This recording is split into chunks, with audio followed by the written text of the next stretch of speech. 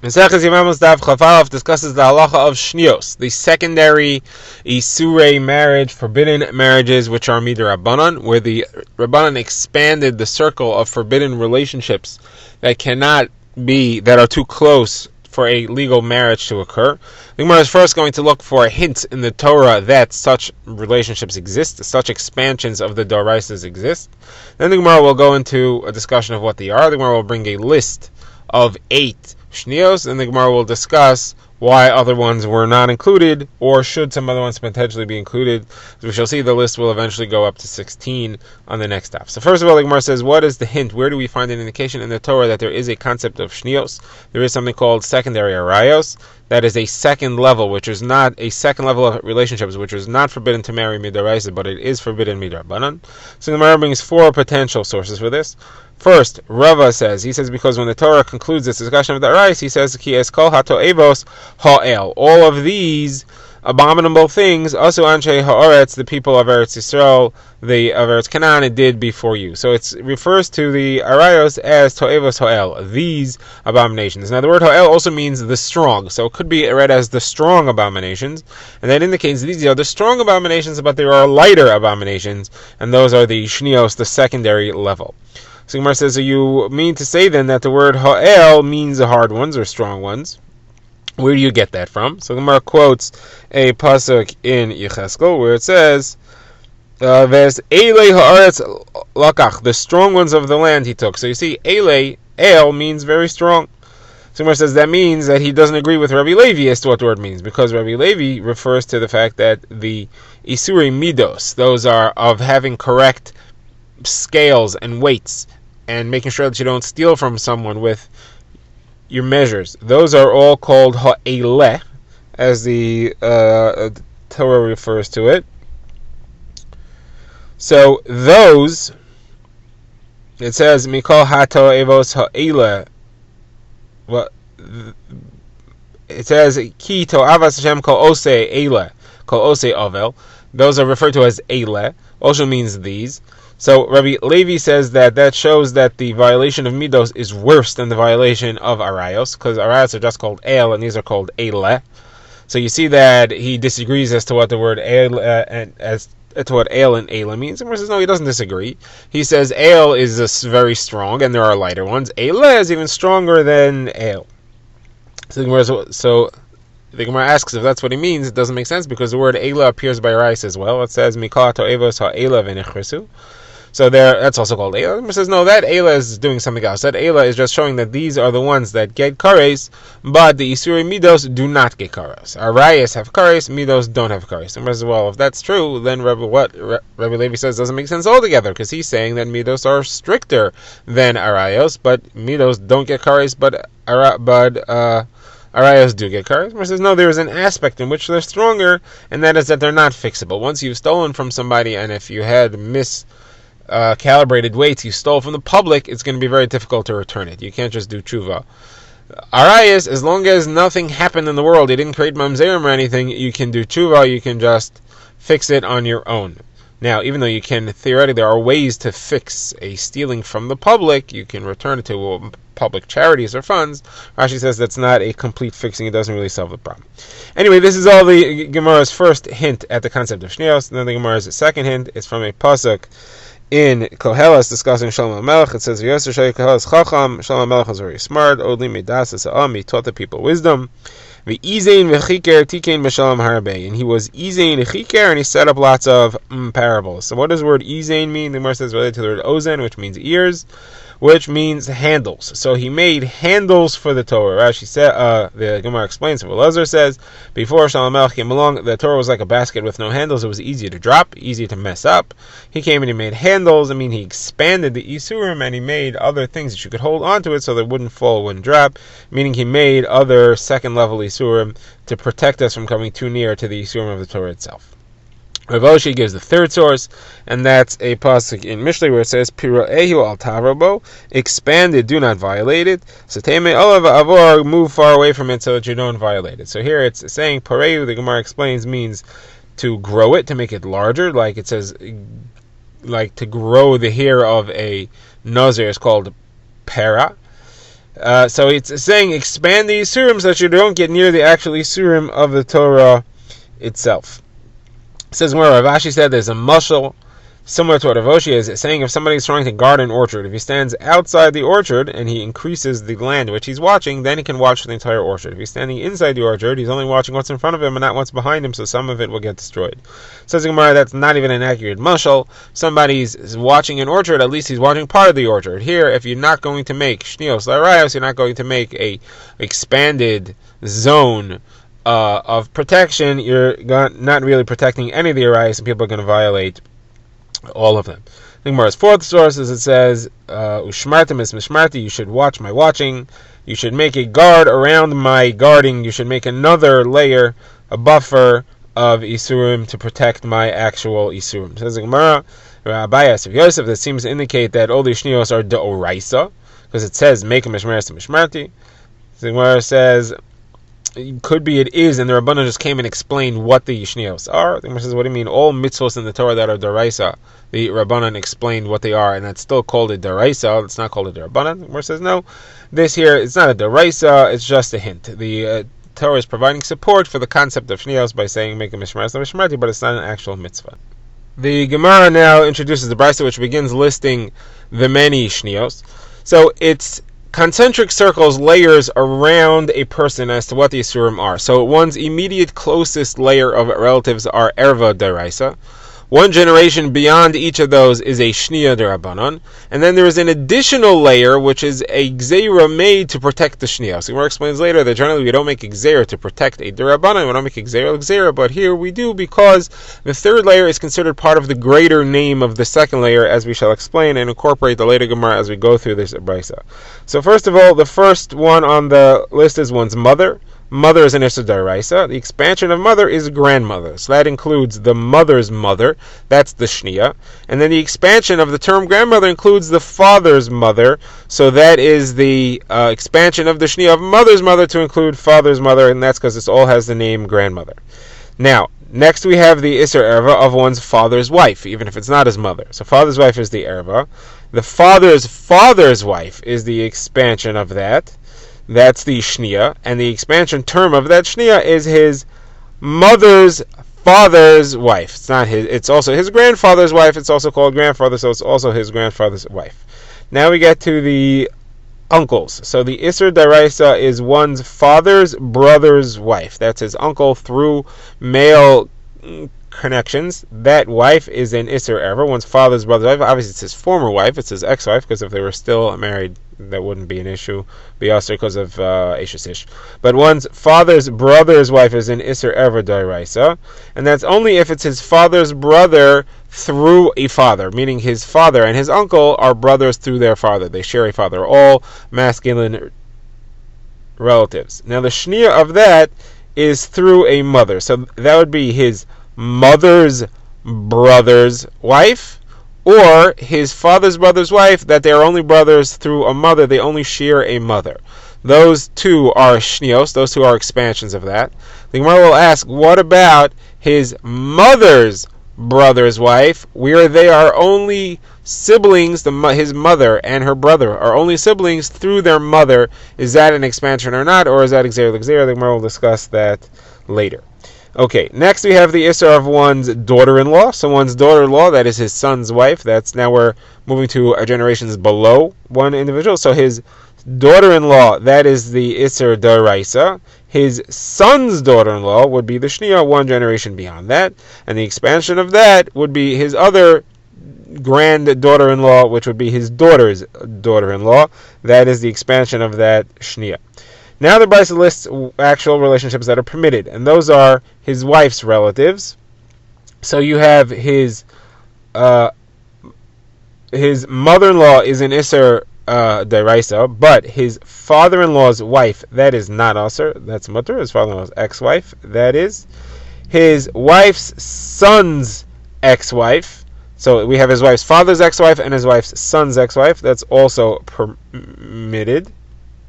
However, his wife's son's daughter, one's wife's son's daughter, that is usher. That is part of the Yisurim that is expanded there. Now, his wife's son, if we think from his perspective, he's permitted in his wife. That is, one's wife's son is permitted to marry his own wife after he is divorced from her.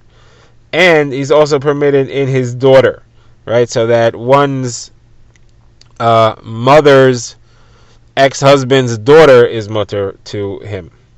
Now, his wife's son's wife, or ex-wife, will say to him, I am permitted to you, but my daughter is forbidden to you.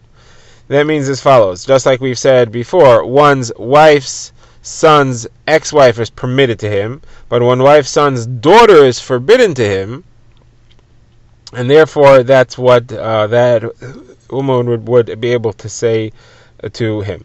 So this concludes the Brisa. Now the Gemara discusses some of these cases more specifically in detail. First of all, the Gemara says, how could you list amongst the Shnios one's wife's son's daughter?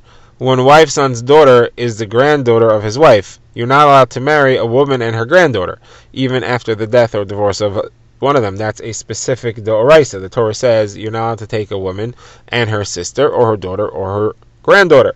So how's that listed here as a Shniya?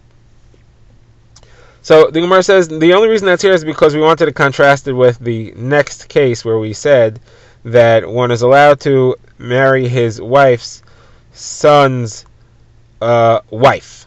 Right? We said his wife's son's wife can say to him, I'm permitted to you, but my daughter is not. So in order to contrast those two, we mentioned the fact that his wife's son's daughter is forbidden, but it's not really a chiddush here, and that's really deraisa. That's not part of the shnios here. Says Gemara, if that's true, you have a very similar kind of thing that you could say on one's wife's parentage. That is, one's wife's father's wife, not his mother-in-law, but his wife's father's wife could say, his father-in-law's wife could say to him, I'm permitted to you, because I'm not a relationship to you, but my daughter is usher, because my daughter is the sister of your wife. One's wife's sister is usher, but one's wife's father's wife, or ex-wife, that is permitted. So if we want to say people who could say, I'm permitted to you, and my daughter's usher, so we should list that case as well. One says, no, that's not listed here, because the isser of a wife's sister, who is therefore the wife's father's wife's daughter, that is not a complete isser. That becomes mutter after the death or the divorce of one's own wife, and therefore it's not a straight across the board isser, and therefore she can't say my daughter is always usher to you. She's only usher as long as the man's wife is still alive and married to him. Alright, now the Gemara goes on to give general rules about shnios here. The Gemara says that there are 3 or 4 types of relationships that don't go on generation to generation afterwards. Rav lists 3 of them, and Zeiri adds a 4th one. These that they stop. They don't go from generation to generation after. Like, for example, this is as opposed to one's grandmother, because grandmother and great-grandmother and great-great-grandmother are all usher. They're all extensions of mother going all the way through the generations. The same applies to the daughter, granddaughter, and all those. That continues. That never ends, because there is a Isser Erva in that generational line. So those are always forbidden. But there are some that go for one generation and then they stop. So Rav had 3 of those. The Gemara says which ones Rav had. Rav had his mother's brother, that is his mother's brother, who is related, that his mother and their brother are siblings from the father. That was one of the shnios that we listed. That only applies to the mother's brother, doesn't apply to his grandmother's brother.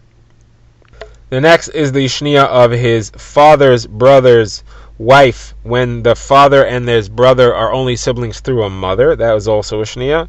That also only applies one generation to his father's brother's wife through a mother, but not to his father's brother's wife. That generation is permitted. It doesn't go back another generation.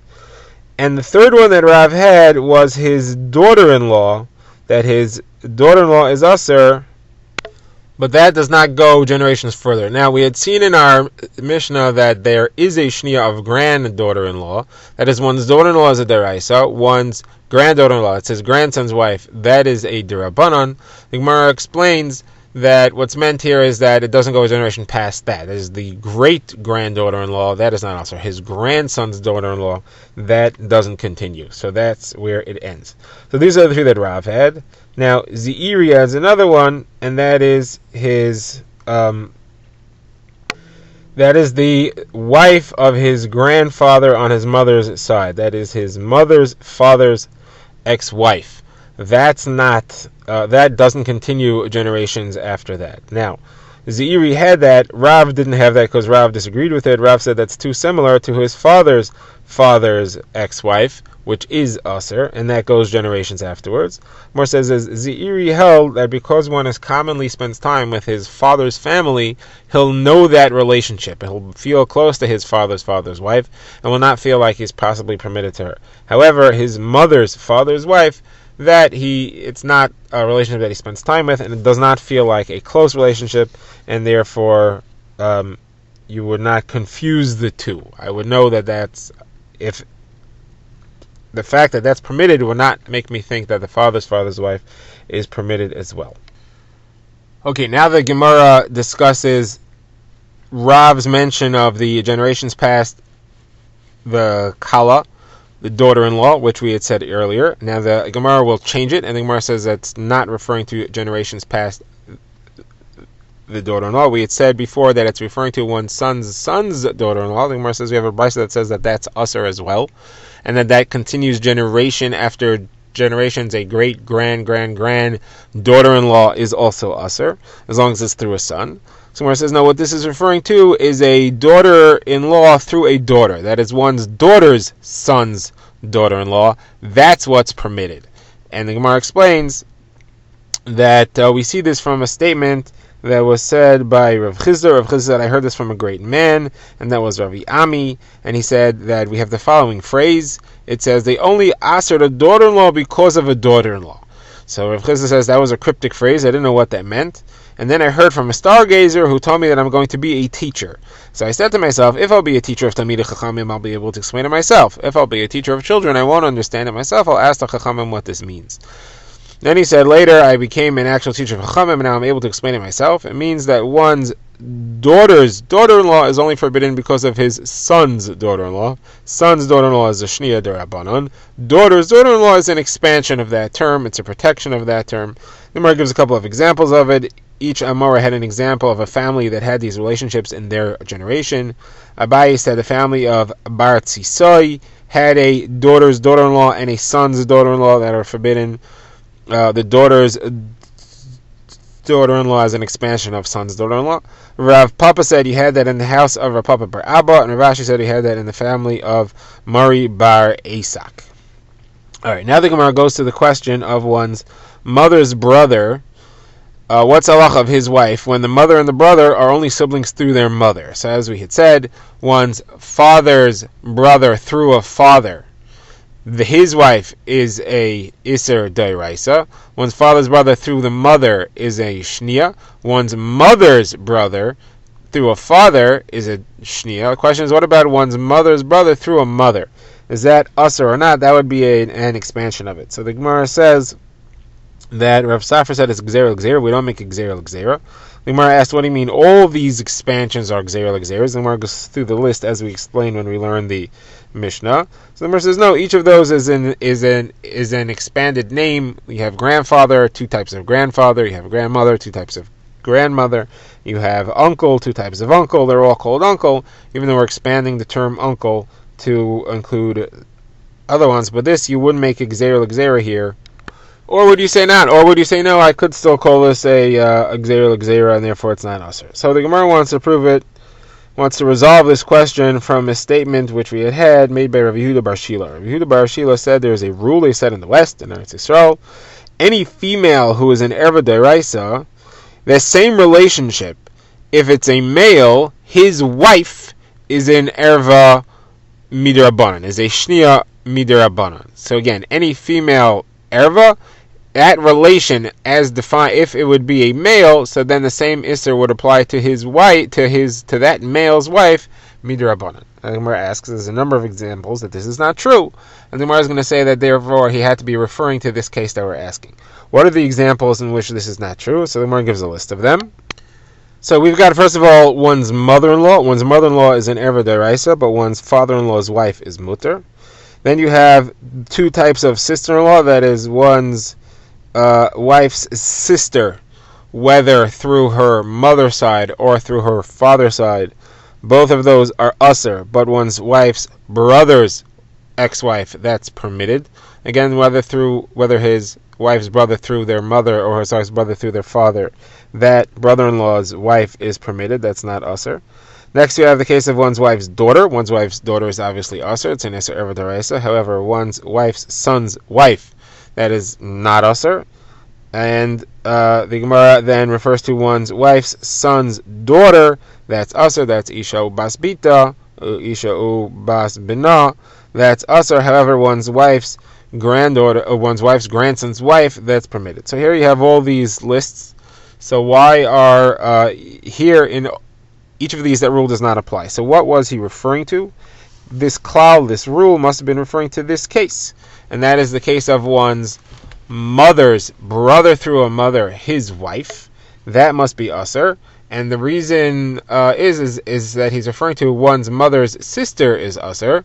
So therefore, one's mother's brother's wife must therefore be usher. That's the case that he's including. So now the Gemara asks, why is it that these four examples we gave don't count? Why do they not qualify for this rule of if a female relative is usher, then a male's wife in that relationship is usher? So the Gemara says that's because each of these, you need two marriages to make the connection.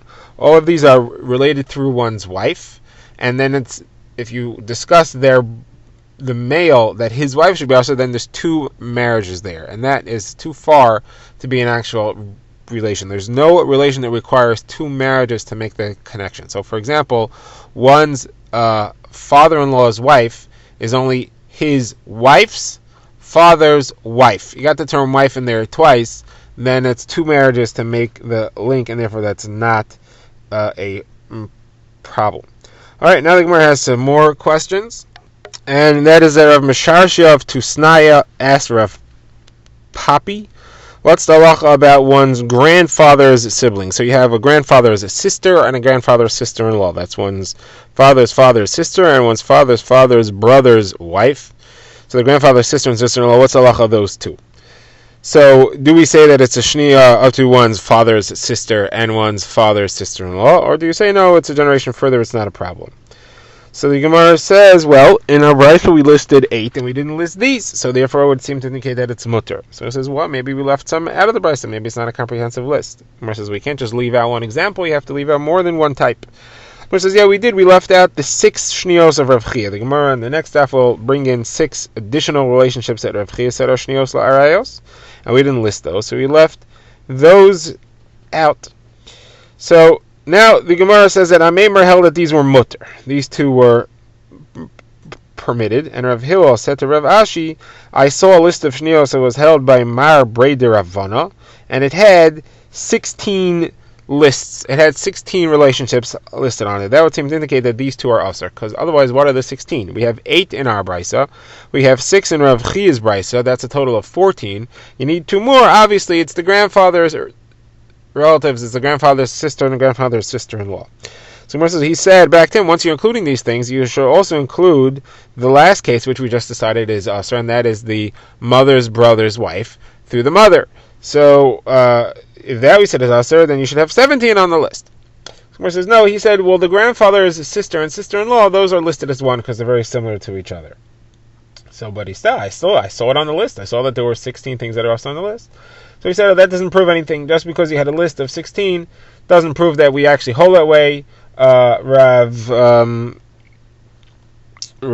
Mar Breder Ravana didn't sign off on the list. He was just holding the list. It doesn't prove that they're actually usher.